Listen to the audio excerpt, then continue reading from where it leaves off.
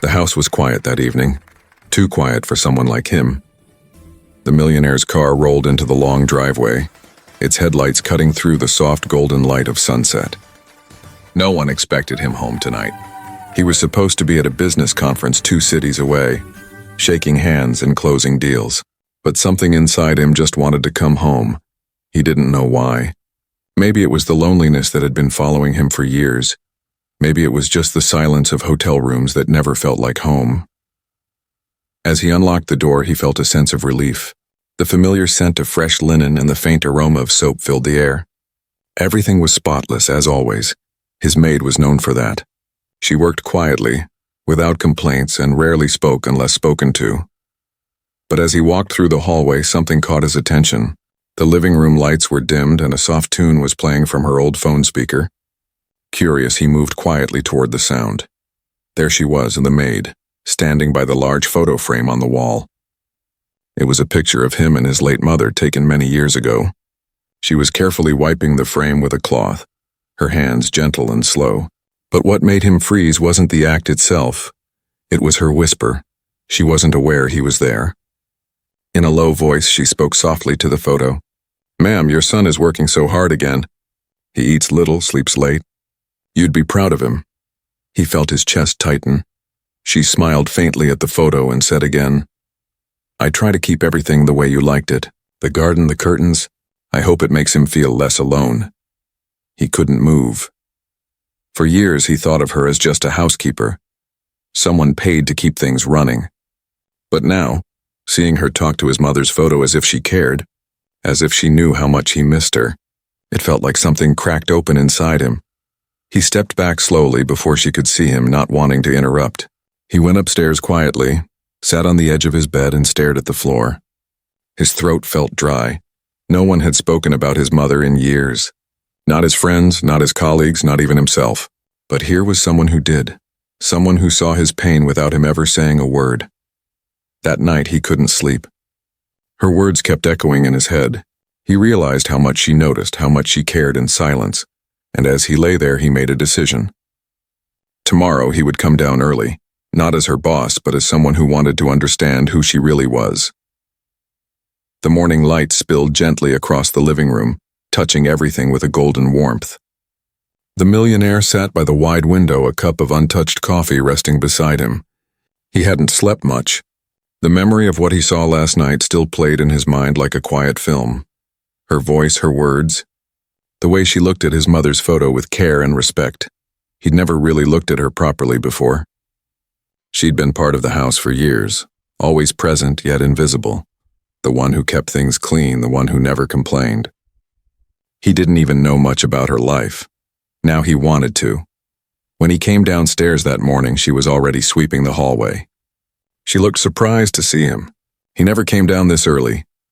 "Good morning, sir," she said softly, lowering her gaze as she always did. He nodded but didn't walk away. For a few seconds he just stood there, unsure of how to start. Then, almost awkwardly, he said, "I came home last night." She froze for a moment, her hands tightening around the broom handle. "Oh, I didn't know that, sir. I would have prepared dinner," he interrupted gently. "I know, you didn't see me. I came in quietly." There was a pause. He saw something flicker in her eyes. Worry, maybe embarrassment. I hope I didn't do anything wrong, sir," she said. He shook his head. "No, not at all." Then, after a breath, he added, "I heard you talking to that photo. My mother's picture." Her face turned pale. She opened her mouth, then stopped. Her hands trembled slightly. "I'm sorry, sir," she said quickly. "It was wrong of me." "I didn't mean—" He raised a hand gently. "Please, don't apologize. I want to understand. Why did you do that?" Her eyes softened, and for a moment the silence between them grew heavy with emotion. She looked down, trying to find her words. "Your mother was a kind woman," she finally said. "I never met her, but I see her kindness in the way this house feels. The things she left behind, her books, her plants, her photo. I thought if I kept them the way she liked, it would bring you some peace." He didn't know what to say. Her words touched something deep inside him, something he'd buried under work, meetings, and long business trips. "You notice all that?" he asked quietly. She smiled faintly. "I notice everything, sir. That's my job. But more than that, I notice when someone forgets to smile, He looked at her in silence. For years, people around him had praised his success, his discipline, his business skills, but no one had ever said something like that. No one had ever noticed his silence. The clock ticked softly in the background. "You've worked here for how long?" he asked. "Almost 7 years, sir." He nodded slowly. 7 years. And yet he barely knew her name beyond the paperwork. He'd never asked about her family, her life, or how she managed to work so hard every single day without missing a beat. She continued sweeping, her movements calm, her expression peaceful. But something about her seemed fragile, as if she carried stories she never told. "I appreciate what you do," he said suddenly. She looked up, surprised. "Thank you, sir." Her voice was quiet, but there was warmth in it. A simple, honest gratitude that filled the space between them. He watched her for a while longer. Then he said, "Take a break today. You've worked enough for 1 week." Her eyes widened. "Oh no, sir, please. There's still the laundry in the kitchen." He smiled for the first time that morning. "I'll manage." She looked uncertain but nodded respectfully. "Thank you, sir." As she walked toward the kitchen to put away her tools, he noticed something small and old on the counter. A worn-out notebook. The cover was faded, but written neatly on top were the words, "For the house, things to remember." He opened it curiously. Inside there were notes written in her simple handwriting, reminders, grocery lists, but also small personal notes. Polish silver frames on Tuesday. His mother's favorite. Don't use strong detergent for his shirts. He prefers the mild one. Always open the curtains in his office before 8 a.m. He likes sunlight. He closed the book gently, his eyes moist. It wasn't just a job to her, it was care, devotion, and loyalty in its quietest form. As he sat there, he realized something important. He had surrounded himself with people who wanted something from him. Money, business, power. But this woman, who earned the least in his world, gave the most without ever asking for anything in return. That afternoon, as she left for the day, he stood by the window and watched her walk down the street. Her old bag slung over her shoulder. Her steps slow but steady, he whispered to himself. There's more to her than I ever knew. And for the first time in years, he didn't feel alone in that big house anymore. The following days passed quietly, but something had changed inside the millionaire. He still went to work, still managed his business calls, still wore his expensive suits. Yet, every time he sat behind his polished desk or walked through the silent halls of his mansion, he found himself thinking about the maid, her words, her little notebook, and the way she spoke to his mother's photo like an old friend. It had been years since anyone had spoken about his mother with such warmth. To everyone else, she was just a memory. To him, a wound that never healed. She had raised him alone after his father's passing, teaching him the importance of hard work and honesty. When she died, he buried himself in business, thinking success would fill the emptiness she left behind. But it never did. Every award, every profit, every new car, they only added weight, not peace. That evening he sat by the fireplace, scrolling through his phone without really seeing anything. The house was spotless. The air smelled faintly of lavender, her favorite scent to use after cleaning. But it was also painfully quiet. He thought of how the maid spent her days here, alone, working from dawn till dusk, humming softly to herself sometimes, always polite, always steady. Did she ever feel lonely too? Did she ever wish for more? He decided to ask her. The next morning he found her arranging flowers in a vase, white lilies, his mother's favorite. "Good morning," he said. She looked up, startled for a moment, then smiled. "Good morning, sir." He stood there for a second, unsure of how to start. "Do you ever get tired of working here?" She blinked, surprised by the question. "Tired? No, sir. It's peaceful here." He nodded slowly. "Peaceful," he repeated. "That's one word for it." She smiled faintly. "It's better than where I used to be." He tilted his head. "Where was that?" Her hand stilled on the vase. She hesitated for a moment before speaking. "I worked in many homes before this one. Some treated me kindly, some didn't. Here, no one shouts, no one looks down on me. You pay on time and you keep your word. That means something." He felt a pang of guilt. He had never shouted, but he had also never really seen her. Not as a person with her own story, her own struggles. "I see," he said quietly. You've been through a lot, she shrugged lightly. We all have, sir. Life doesn't spare anyone, rich or poor. Her words hit him deeper than he expected. There was no bitterness in her tone, only truth. He watched her carefully place the flowers by the photo frame again. Always the same spot, always the same care. He wondered how many times she'd done that while he was away, unnoticed, unthanked. Later that day, as he sat in his office reviewing documents, his mind kept drifting. He thought about how different their lives were, one filled with luxury, the other with survival, yet somehow both marked by loneliness. He remembered his late nights staring at his phone, having no one to call, the silence in his home after dinner, the way even laughter at social events felt hollow. Maybe that was why her words had touched him so deeply, because they reminded him that he wasn't invisible. Someone had noticed. Someone had cared. That night, when she was done cleaning, she walked past his office quietly, carrying her small bag. He stopped her before she could leave. Wait, he said softly. She turned around, uncertain. Yes, sir? He gestured toward the chair opposite his desk. Would you sit down for a moment? Her eyes widened. Me? Sir, I don't think. He smiled kindly. Please, just for a minute. After a moment's hesitation, she nodded and sat down, folding her hands neatly in her lap. He looked at her, really looked at her, not as an employee, but as a person. The lines on her hands spoke of years of hard work. Her eyes, though tired, carried warmth. You've been working here for years, he began, but I never asked you about your family. Do you live alone? She hesitated. I have a son, she said finally. He stays with my sister in another town. He's studying. He nodded slowly. You must miss him, she smiled faintly. Every day. But I'm proud of him.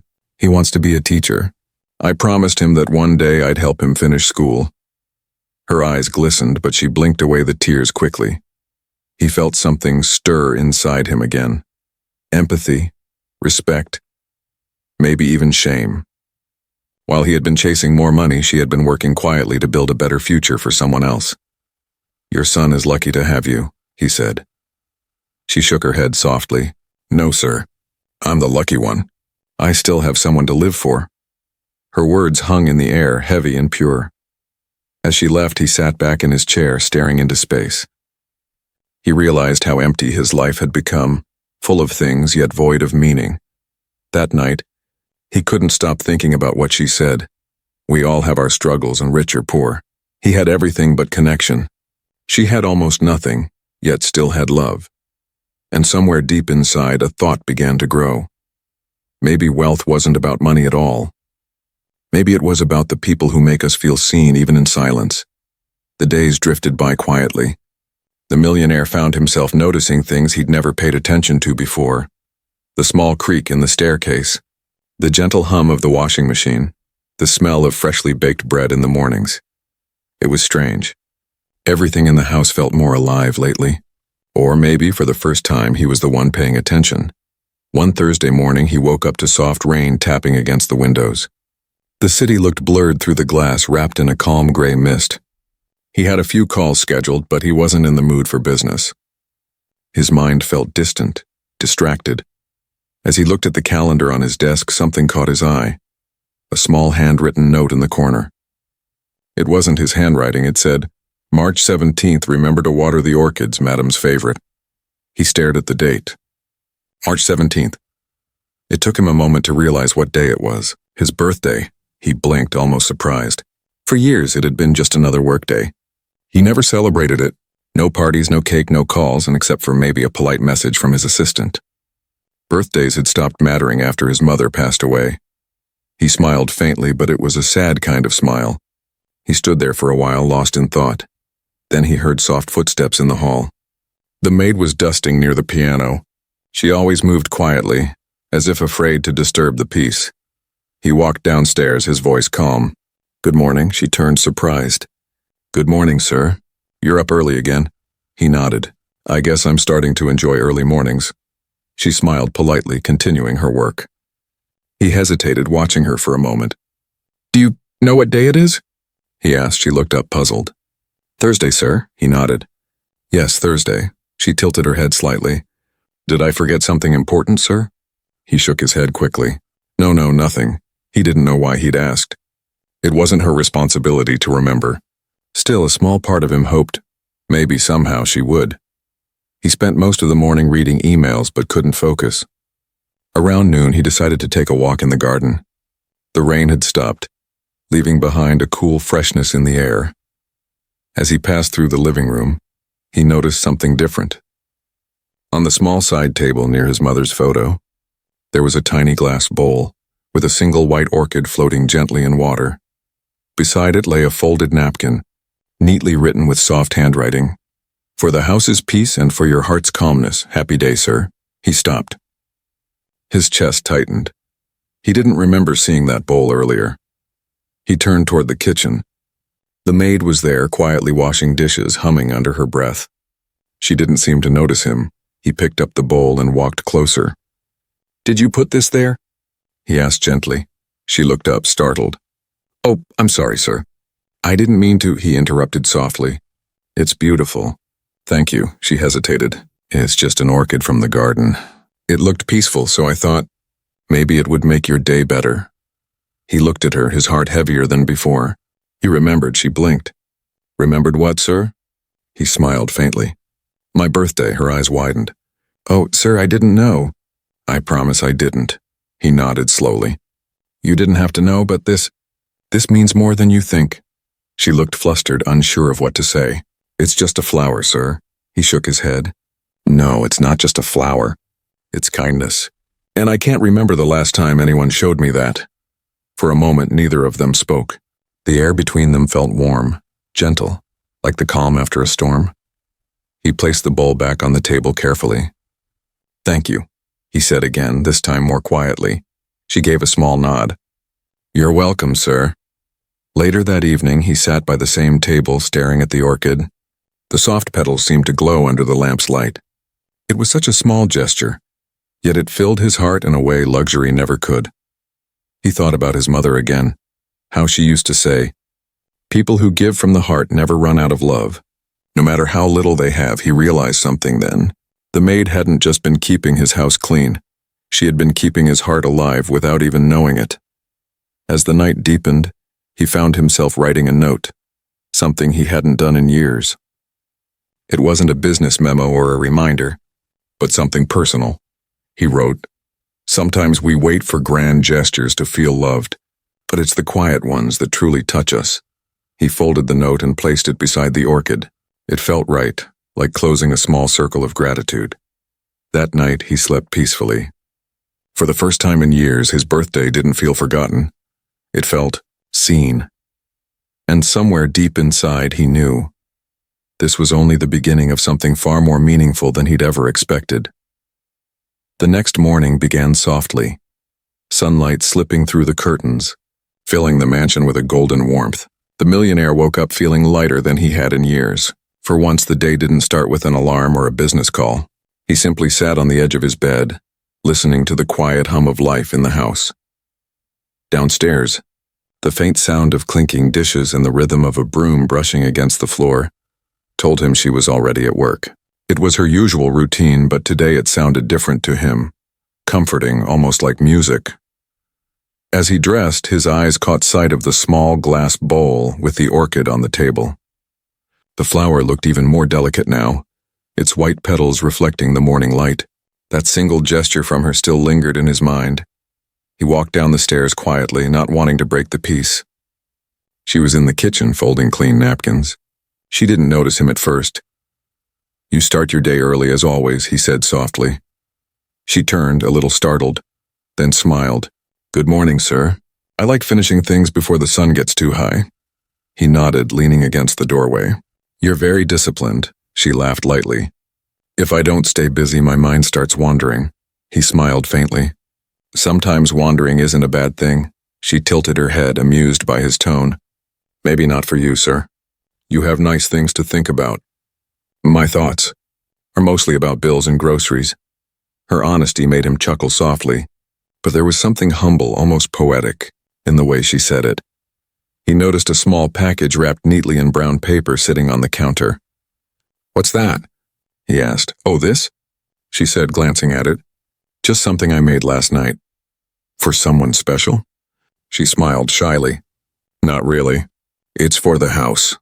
Something small. He didn't ask further, but curiosity stayed with him. By evening, after finishing work, she placed that same wrapped package near the living room table, beside the bowl with the orchid. Then quietly she left for the day. When he came down later that night, he saw it waiting for him.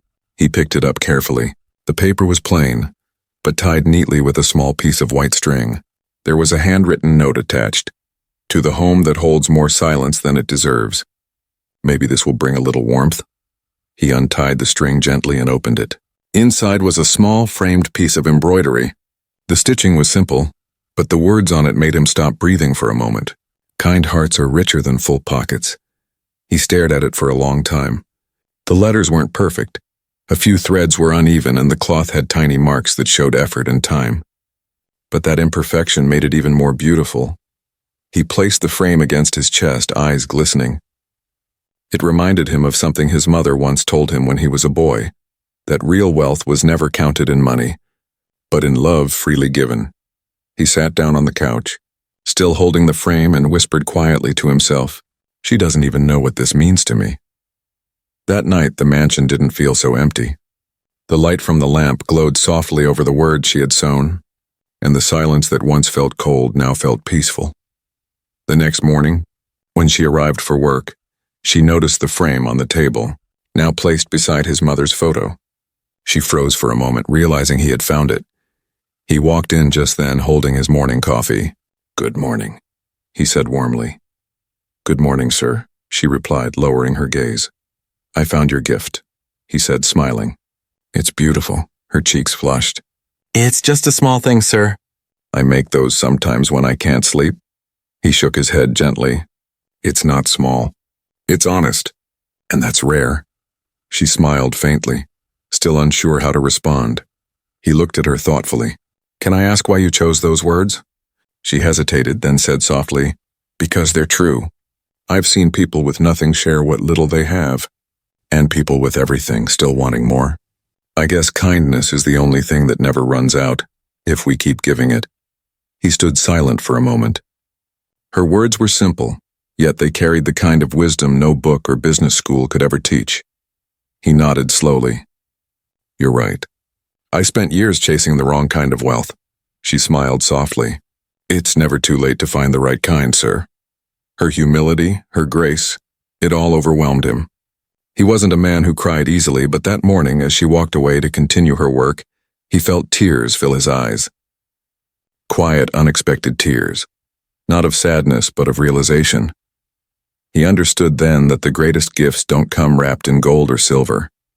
They come from hearts that still believe in goodness, even when life hasn't been kind. That small frame, those simple words, had done what luxury cars, grand offices, and expensive trips never could. It made him feel alive. He looked at the embroidery one last time and whispered, "Thank you for reminding me what wealth really means." The sun hung low in the sky, painting the walls of the mansion in warm orange light. The millionaire stood in the living room, staring at the embroidered frame resting beside his mother's photograph. It had been 3 days since he found it, yet he couldn't stop looking at it. Every morning, the same words greeted him. Kind hearts are richer than full pockets. And each time he read them, they felt a little deeper, a little truer. That night, as he sat alone at dinner, something in him stirred. He realized he didn't just want to thank her again. He wanted to understand her. Who was she really? What kind of life had shaped her into someone who gave so much yet asked for so little? He decided it was time to ask. Not as her employer, but as a man who had been moved by her quiet strength. The next morning, when she arrived, she greeted him with her usual calm smile. "Good morning, sir." "Good morning," he replied. "Could I speak with you for a moment?" Her hands stilled. She looked slightly worried. "Of course, sir. Did I do something wrong?" He shook his head gently. "No, nothing like that. Please, sit down." She hesitated for a moment before sitting across from him at the dining table, her hands folded neatly in her lap. He took a deep breath. "I wanted to talk about the gift you left and about you." She blinked, unsure where this was going. He continued softly. You've shown me more kindness than anyone has in years. You notice things I didn't even see in myself. I want to know why. Why do you care so much when you have every reason not to?" Her eyes flickered with surprise, then softened. She looked down at her hands and spoke slowly. "Sir," she said quietly, "life hasn't always been kind to me. There were times I had nothing. No home, no family close by, no help. But one thing I learned. When you lose almost everything, you start to see the value in small kindnesses." He listened intently, saying nothing. She continued, her voice steady but tender. "Years ago, when my husband passed away, I was left with a small child and big bills. I didn't know how I would survive. One day, a stranger, a woman, gave me food and told me, 'Be kind anyway. It comes back in ways you'll never expect.'" She paused, her gaze distant. "That woman changed me. She didn't have much either, but her kindness gave me strength. Since then, I've tried to live the same way. Maybe it's my way of thanking her and life." The millionaire felt his throat tighten. He didn't expect her story to carry so much quiet pain and yet so much grace. "I had no idea," he said softly. "I'm sorry for your loss." She nodded with a faint smile. "Thank you, sir. It was a long time ago. My son was very young then. He's grown now, studying hard. I want him to see that even if life is hard, we can still be good people." He leaned forward slightly. "You've done more than that. You've taught me what goodness really looks like." She looked at him, puzzled. "Sir?" He smiled gently. "I spent years thinking success was measured by what I could buy. But you've shown me that wealth is what we give, not what we have." Her eyes shimmered with emotion. "You're too kind, sir. I only did what felt right." He nodded. "Still, it meant something to me. More than you realize." For a moment, silence filled the room. Not the cold kind, but warm, meaningful silence. Two people from different worlds sitting at the same table, sharing something real. Then she spoke again, softly. "Can I say something, sir?" "Of course," he said. She hesitated, then continued. "I think your mother would be proud of you. You've built a good life, but maybe she'd want you to live it too, not just work through it." Her words landed like a whisper to his soul. He hadn't thought about it that way in years. He swallowed hard, trying to keep his composure. "You remind me of her, you know. The way you speak, the way you care." Her eyes widened slightly, touched. "That's an honor, sir. I never met her, but I can feel how much she meant to you." He nodded slowly. She did. She still does. The air grew quiet again. He wanted to say more, but the emotion in his chest was too heavy to put into words. Finally, he said softly, "Thank you. For everything, the gift, the words, the reminder that kindness still exists." She gave him a gentle smile. "You don't have to thank me, sir. Just promise me one thing." He looked up. "What's that?" "Don't let the world make your heart hard. You're kinder than you think." He exhaled slowly, the words settling deep inside him like a healing touch. As she stood and walked back toward the kitchen, he sat there, quietly watching her.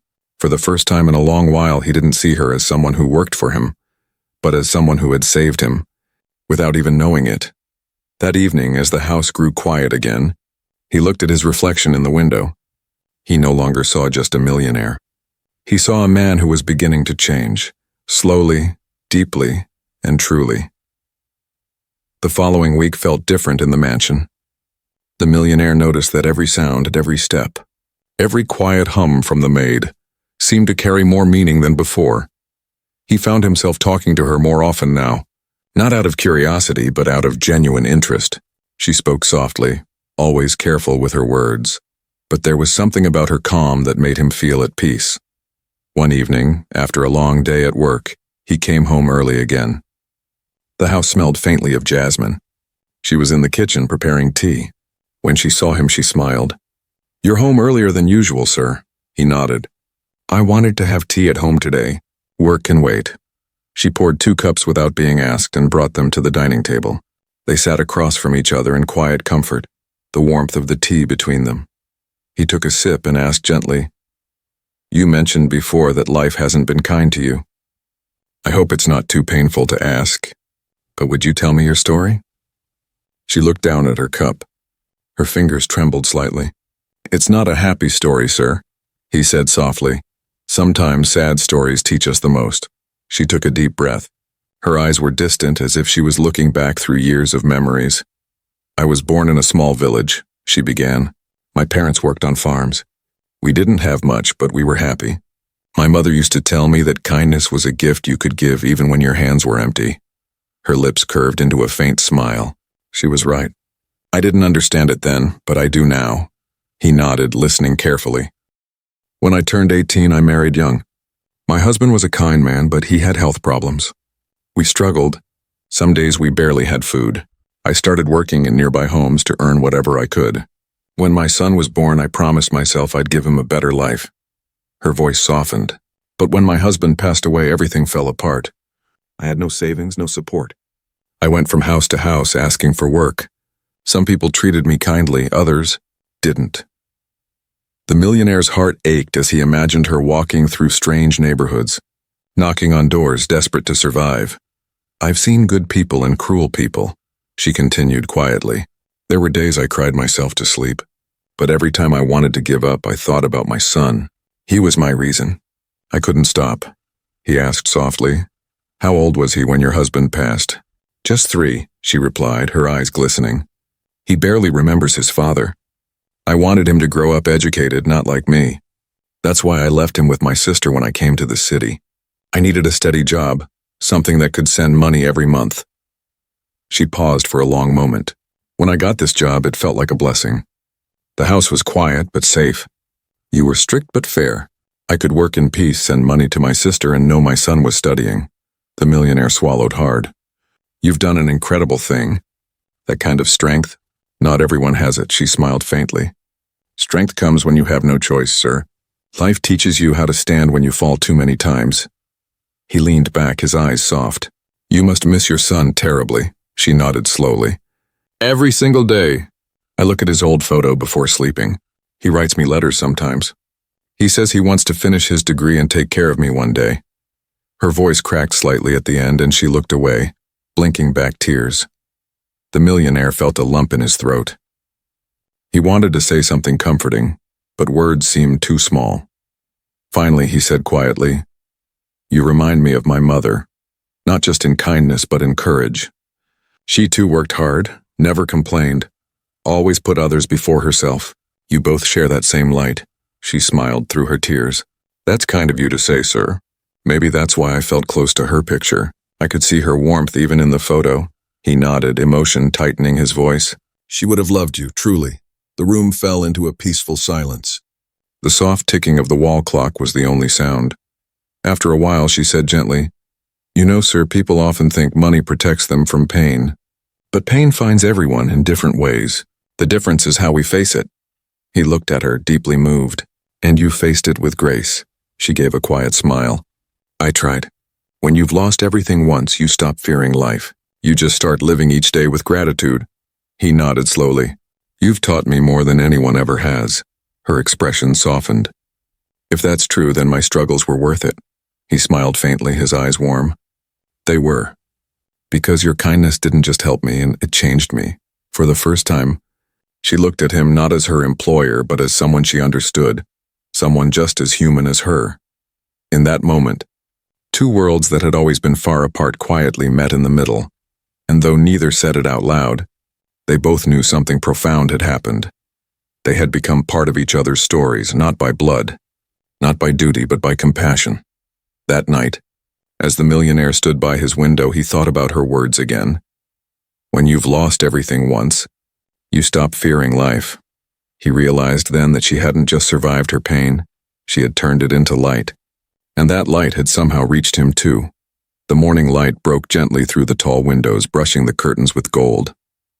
For the first time in a long while, the millionaire woke up feeling peaceful. His heart was quiet, not restless like before. Something inside him had shifted, like a heavy stone finally lifted from his chest. He couldn't stop thinking about her story. The courage she carried, the strength she built from pain, it had left a mark on him. Her words echoed in his mind. When you've lost everything once, you stop fearing life. He realized she was right. He had spent years afraid of loss, guarding his wealth, his image, his time. But in doing so, he had lost the simple joy of living. That morning, he stood before the mirror and barely recognized himself. The man who once measured success by numbers now thought about people, Their stories, their feelings, their quiet struggles. As he came downstairs, the house felt different. Or maybe, for the first time, he was seeing it differently. The maid was already there, dusting the shelves. She smiled when she saw him. "Good morning, sir." "Good morning," he replied, his tone warmer than usual. "Have you had breakfast?" She looked surprised. "Oh, no, sir. I'll eat later." He nodded. "Sit down for a few minutes. Let's have tea together." Her eyes widened. "Sir, I can't," he interrupted gently. "Please, I insist." It felt unusual, almost strange for her, but his voice carried kindness, not command. She slowly sat across from him, uncertain but touched. As the tea steamed between them, he said, "You've given me something I didn't even know I was missing. A reminder of what truly matters." She smiled faintly. "I didn't give you anything, sir. I only spoke the truth." He nodded slowly. "That's what makes it powerful." For a while they sat in silence, listening to the birds outside. The air was calm, filled with unspoken gratitude. After breakfast, he went to his study and made a few phone calls. Not business calls, and personal ones. He spoke to his sister, whom he hadn't seen in months. He called an old friend he'd lost touch with. He even reached out to an orphanage his mother once supported. For years, he had believed that helping others was something reserved for holidays or charity galas. But now it felt more personal, like a quiet duty of the heart. Later that day, he asked his assistant to find out about his maid's son's school. He didn't tell her why, just asked for the details.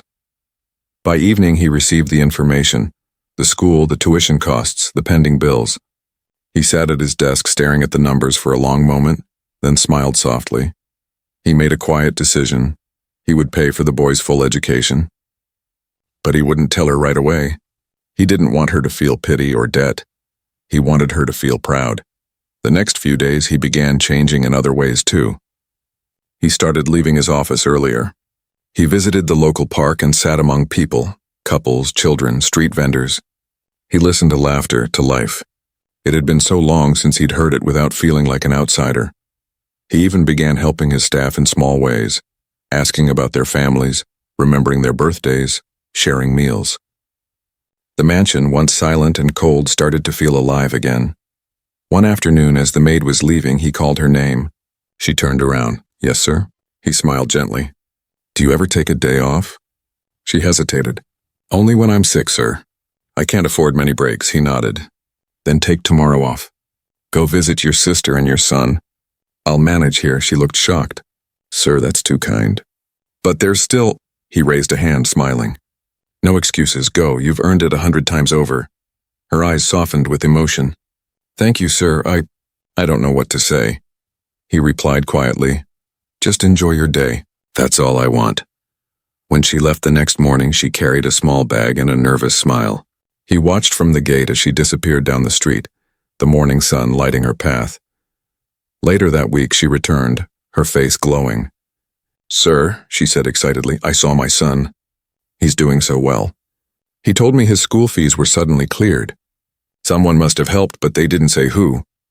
The millionaire smiled but said nothing. "That's wonderful," he replied softly. "Maybe kindness found its way back to you." She looked at him, her eyes shining as if she somehow knew but didn't ask. Some truths didn't need to be spoken. That night, as he stood by his mother's photo, he felt tears welling in his eyes. But this time, they weren't from loneliness. They were from gratitude. He whispered, "You were right, Mother. Kindness never disappears. It always finds a way home." The house felt lighter. His heart, too. For the first time in years, the millionaire wasn't afraid of silence anymore. Because now, that silence was filled with meaning, with peace, with something real. And in that stillness, he realized that his wealth had finally started to matter, not because of what it bought, but because of what it gave back. A full year had passed since that unexpected evening, the night the millionaire came home early and saw something that changed his heart forever. The mansion was no longer a place of quiet emptiness. It was filled with warmth, with laughter, with life. The flowers in the garden bloomed brighter, the air seemed lighter, and even the staff moved around with a calm sense of peace. And at the center of it all was a man who had truly changed. The millionaire still ran his business, still made big decisions, but now his heart guided him more than his ambition. He'd learned that success wasn't measured by what he owned. It was measured by how many lives he could touch. That morning, he stood in the garden, watering the plants his mother once loved. He noticed how much the orchids had grown, the same kind of flower that started it all.